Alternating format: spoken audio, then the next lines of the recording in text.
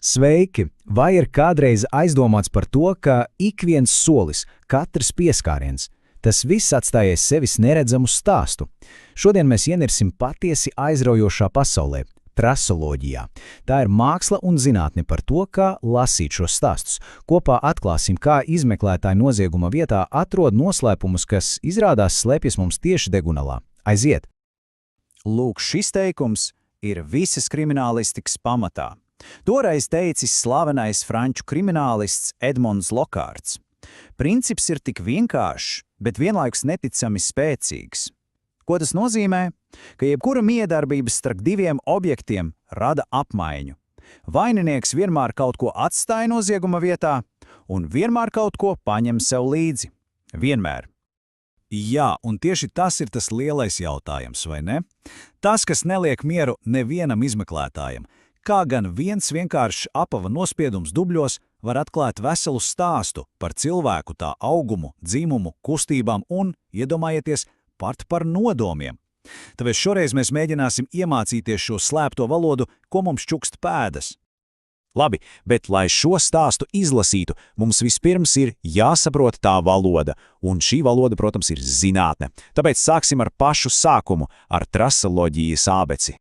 Nu, ja tā pavisam vienkārši, trasoloģija ir tāds kā pēdu detektīvs. Tā pēta, kā viens objekts atstāja savu unikālo parakstu uz cita, un, protams, kā eksperti šo parakstu var izmantot, lai atrastu īsto vaininieku. Un te nav runā tikai par apaviem. Tas var būt lauznis, kas atstājas pēdas uz durvīm, automašīnas riepa uz asfalta vai, jā, tas pats zābaks dubļos.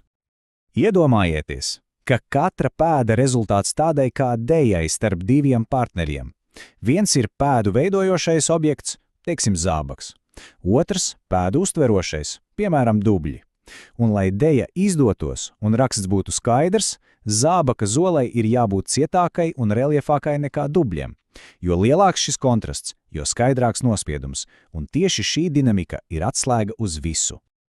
Protams, ne jau visas pēdas ir vienādas. Tāpēc, lai tajā visā ieviestu kādu kārtību, izmeklētāji tās klasificē. Apmēram kā bibliotekārs kārto grāmatas pa plauktiem, lai visu varētu vieglāk atrast un analizēt. Apskatīsimies, kādi tad ir šie plaukti. Būtībā ir 3 galvenie filtri, caur kuriem skatās uz pēdām.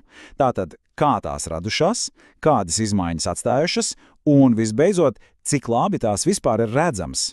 Šīs iedalījums ir kā ceļvedis, kas palīdz saprast, ar ko vispār ir darīšana un kādus rīkus izvēlēties tālākai izpētei. Un te lūk ir tā būtiskā atšķirība starp mirkļa fiksāciju un kustības stāstu. Statiskā pēda ir kā fotogrāfija. Skaidrs, nekustīgs nospiedums. Piemēram, kāds vienkārši ir stāvējis uz mīkstas zemes. Savukārt, dinamiskā pēda, tā jau ir kā filmas kadrs. Tā parāda kustību, nobarzumi no bremzēšanas, krāpējumi no slīdēšanas. Tā stāsta ne tikai to, kas tur bija, bet arī to, kā tas notika. Labi, un vēl viens svarīgs iedalījums ir starp dziļumu un virsmu. Apjomu pēda ir kā miniatūras skulptūra, kas atstāta sniegā vai dubļos. Tā ir trīsdimensionāla. Savukārt, virsmas pēda ir drīzāk kā zīmogs, plakans, divdimensionāls nospiedums, piemēram, putekļainas apavu nospiedums uz parketa. Un loģiski, katrai no šīm mākslas formām ir nepieciešama sava īpaša pieeja, lai to pareizi saglabātu. Tā, teorijas šim brīdim pietiks. Tagad laiks praktiskai darbībai. Mēģināsim paši kļūt par detektīviem. Iztēlosimies, ka esam nozieguma vietā, un mūsu vienīgais pavediens ir viens vienīgs apava nospiedums. Paskatīsimies, kādu neticamu stāstu tas mums var atklāt. Tas ir apbrīnojami, vai ne?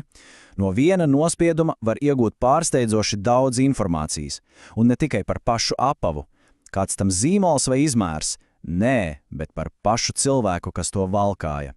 Var aptuveni noteikt augumu, dzimumu un pat rekonstruēt, ko viņš vai viņa darīja. Skrēja, gāja lēnām, varbūt nesa kaut ko smagu. Tātad pirmais, uz ko skatās, ir soļa garums. Tas ir attālums starp 2 secīgiem nospietumiem. Statistiski garāka auguma cilvēkiem, un līdz ar to biežāk vīriešiem, solis ir garāks. Protams, tas nav nekāds dzelzs likums, bet, redziet, tas jau ir pirmais paveidiens, aiz kura paraustīt. Un te ir vēl viens pavediens – pēdas pagrieziena leņķis.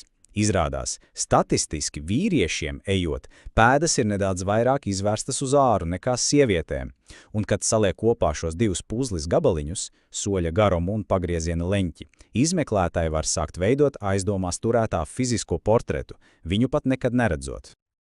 Bet tas vēl nav viss, stāsts kļūst vēl dzīvāks. Tas ļauj gandrīz vai redzēt notikušos savām acīm. Ja nospiedumā redzams tikai purngals, skaidrs cilvēks ir skrējis. Dziļāks pēdas un īsāks solis. Tas stāsta par smagumu, kas iespējams bija nozagta manta. Šīs mazās detaļas ir kā režisora piezīmes, kas atdzīvina visu nozieguma ainu. Labi. Kad pēda ir atrasta un tās stāsts daļēji atšifrāts, sākas pats kritiskākais posms – pierādījumu savākšana. Un tas, ticiet man, ir īsts juveliera darbs. Viena neuzmanīga kustība var iznīcināt visu pavadienu un ļaut noziedzniekam pazust bez pēdām, burtiski. Sāksim ar klasiku.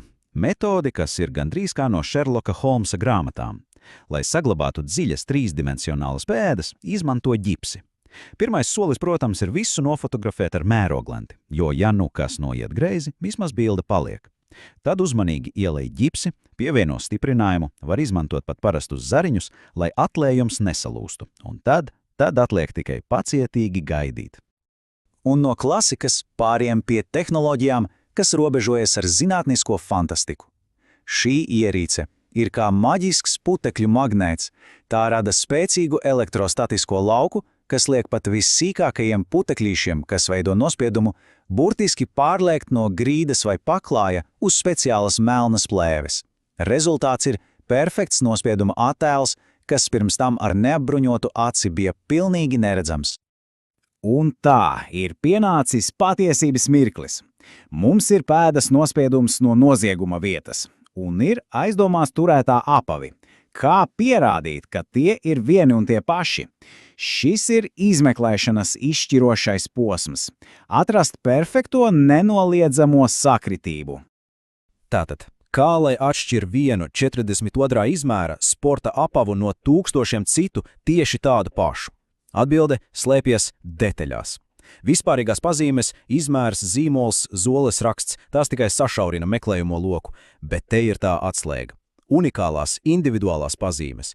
Nejaušs iegriezums no uzkāpšanas uz stikla, īpašs nodilums no nepareizas gaitas, mazs akmentiņš, kas iesprūdis zolē. Tieši šie sīkumi padara šo apavu tikpat unikālu kā pirkstu nospiedums.